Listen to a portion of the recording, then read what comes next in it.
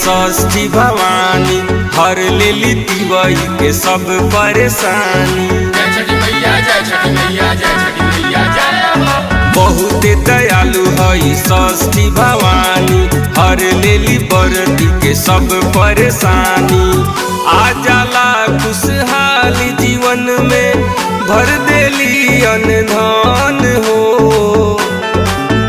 सच्चा दिल से जे भी करेला, छठी मैया के पूजन हो। सच्चा दिल से जे भी करेला, छठी मैया के पूजन हो।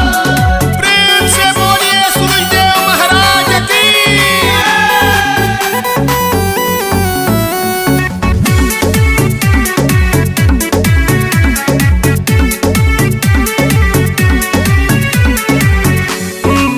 जिनके देली मैया गोदी में ललानावा, गूंगा बोलेला अनहरा पावेला नया नावा।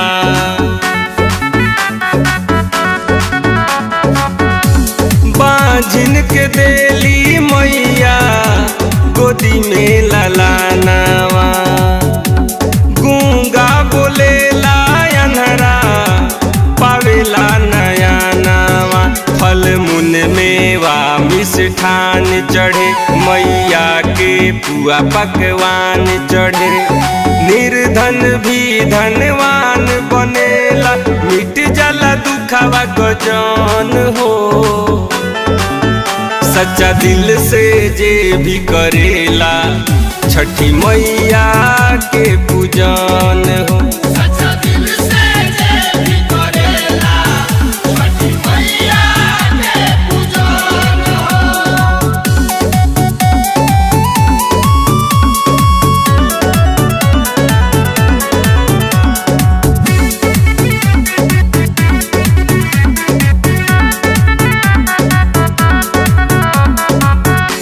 जोड़ा कलसूप यौरी फल नारियल से, अर्घा दियाला भोरे आदित्य माल के।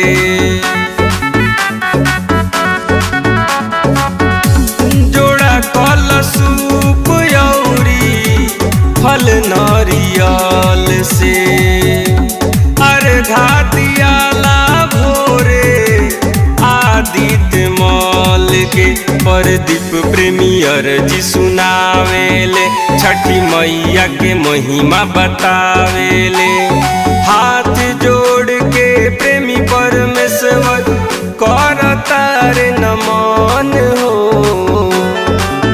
सच्चा दिल से जे भी करेला, छठी मैया के पूजन हो।